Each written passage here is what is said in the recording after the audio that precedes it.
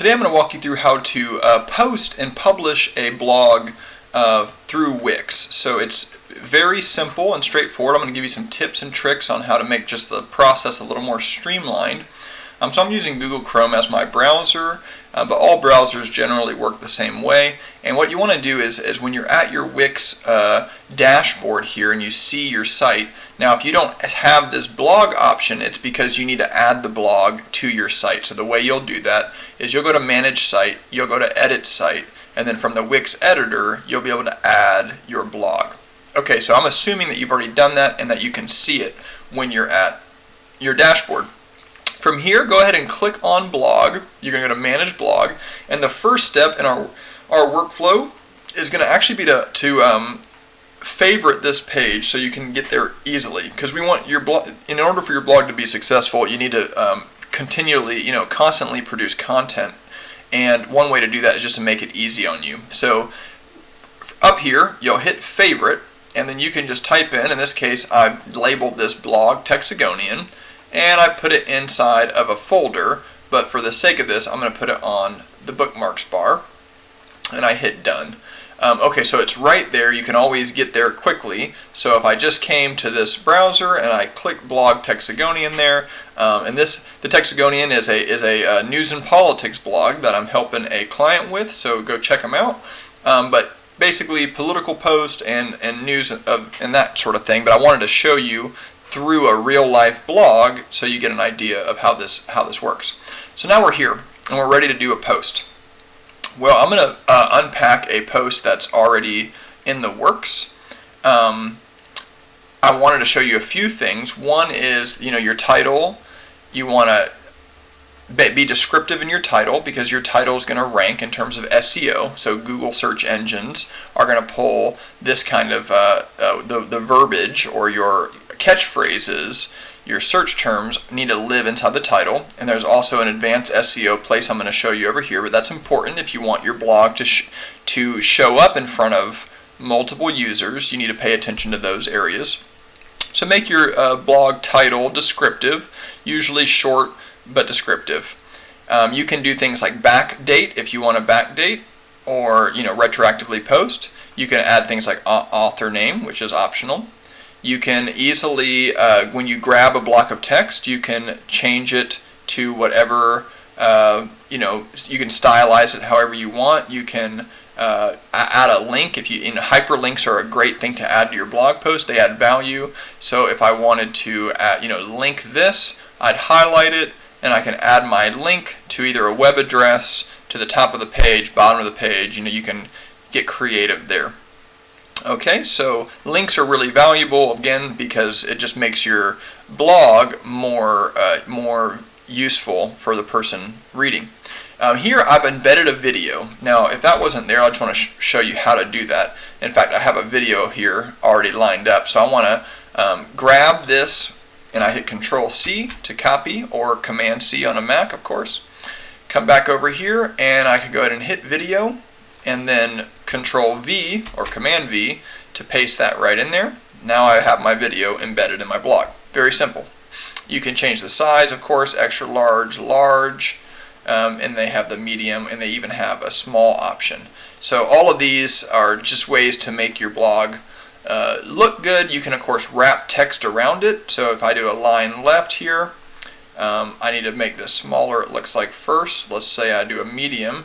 Now I can align left and have text actually wrap around the video. So you can visually organize your blog from this window. Now, that doesn't mean when we go to the Texagonian.com and we see the actual blog post, this is where what you see here in terms of stylization, like colors and backgrounds, you're going to need to edit that in your Wix editor. Okay, so you don't do that from here, but you do organize content, and you pick things like font and color, right, of text. You do that here. So just be sure about the differences, right? And I can show you a little more from that, but for now, we're just focusing on publishing the post. Later, we can talk about designing the actual blog page, which is going to is a separate thing. Okay, so back to the publishing of the post.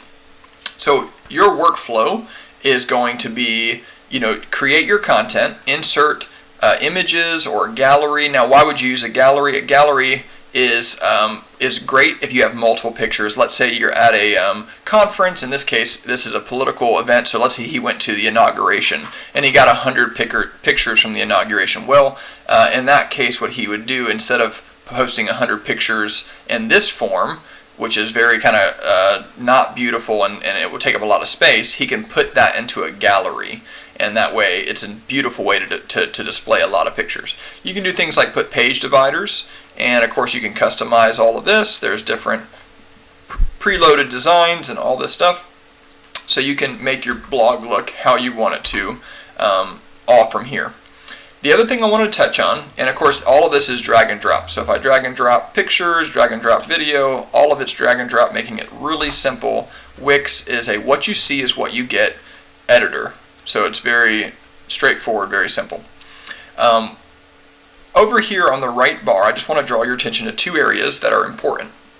Your tags are going to show up on your blog for people to search. So in this case, the tags are America, General, Headquarters, Iraq, Tour, right? So any blog that has United Nations, when I click this, it's going to go to that blog. Now there's only one blog that was tagged United Nations.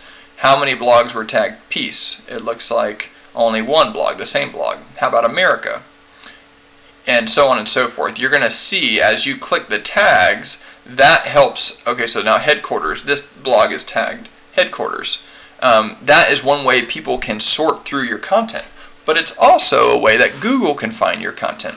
So you want to do at least a few tags, maybe 3 or 4 tags per blog post. And the way you do that again is you come in here, now it remembers the last ones I've used, so I can always easily select old ones, like Tour, but you can also type in a new one and hit enter. So let's do Patriot as one, Patriot, and then I hit enter, and it's been added as a tag. Okay, you can make it a featured post or not. I'm going to unstar that for now. Categories, now categories are not necessary in the beginning. You can if you already have thought about how you want to categorize your videos. But oftentimes when you're starting a new blog, you might not know what categories you'll have in 6 months. They kind of come organically. So my suggestion is make 50 blog posts and then go back and put them into categories. That's kind of the idea, maybe 20 blog posts. At 20 blog posts, you'll have a good idea of what categories you should utilize. In fact, I'm going to show you a blog that I've worked on with a client, and I want to show you just how categories can be helpful. So here they have these different categories, and you can see that it makes it easy for a reader to easily go and look at all the Q&A videos or Q&A blog posts. Okay, so the last step is your advanced SEO. So every blog post, you'll do your content, then you'll go and head over to advanced SEO, and you'll fill in the necessary blanks. Your URL, this is great. Google will, one of the things that they search is your domain and how much authority it has. They call it domain authority. So make your URL simple and descriptive of the blog post. Your meta title should just be your title of your blog post. Unless you want it something different, you can. This is strictly for Google, so no one will see this on your blog, but this will help Google find your post. Your meta description should be a short little paragraph, what your blog post is about. An excerpt, this is if Google does find this individual blog post on a search engine, this is what the preview people will see in Google. And then title on mobile, the reason they have this is mobile screens are smaller, so you might want to make a shorter version for mobile phones. But yeah, fill in all of these areas, and then you're going to be making sure that you're going to show up on Google searches. And that is really it. And then you're ready to, in this case I'm going to update the post because it's already been published, but you'll either have publish or schedule, and you can do that.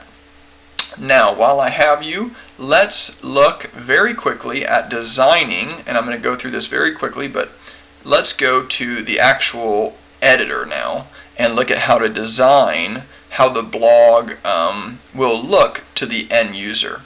So when you're in your editor, you'll see, make sure that you're on your blog page, which is this, and you'll see your single post. So you can go and check out what a single post will look like. You can customize all of this. You can drag and drop. If I want to put a social bar over here, I can do that with my Facebook and Twitter and Instagram. Just like the Wix editor, I can add all of that stuff. I can erase anything I don't want. Maybe I don't want recent posts, I can delete that. And on every single blog post, this is the format. So you're designing it here. So you can just click this stuff and start hitting your design button, and it's going to give you everything. You can design the title, the date and author. You can design everything. You can add categories and tags. Now in this case, we don't have categories, so they didn't show up. But if we did have categories, it would have shown up right here in the right bar. You can add background color. You can change. You can put borders on photos. So let's say you wanted to have all of your photos have, in fact, let me go here. Let's say you wanted to have, you go to your, and that's, let me find photos here, backgrounds.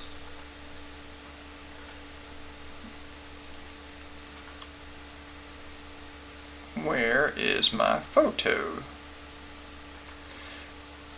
Well, there's my social buttons that I can add. That's going to show up at the bottom there. Usually you have an option to stylize your photos. I'm not seeing it now, but usually it shows up right here. It'll actually say photos. So, but you'll be able to stylize it. Let's say you wanted to put, maybe that's in, that might be in your single blog post. Let's check that out. So I think that's where it lives. Right there, images. So you'll be able to design that there. So if you wanted your images to have a black border around it, that's 6 pixels wide, you can do that here.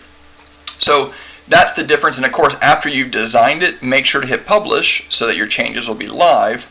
But that's these are the two areas. Here you're going to build your content in the blog editor. That's where you're going to, and really you shouldn't be editing this often. I would do this one time at the beginning, and this is editing like what you want your blog to look like on the website. But once you land on this, you should just basically focus on publishing blogs. Right? They're going to all take the same shape and they're going to be consistent. So I hope this helped, guys. If you have any questions, like always, just shoot me a message, and I look forward to hearing from you. Thanks.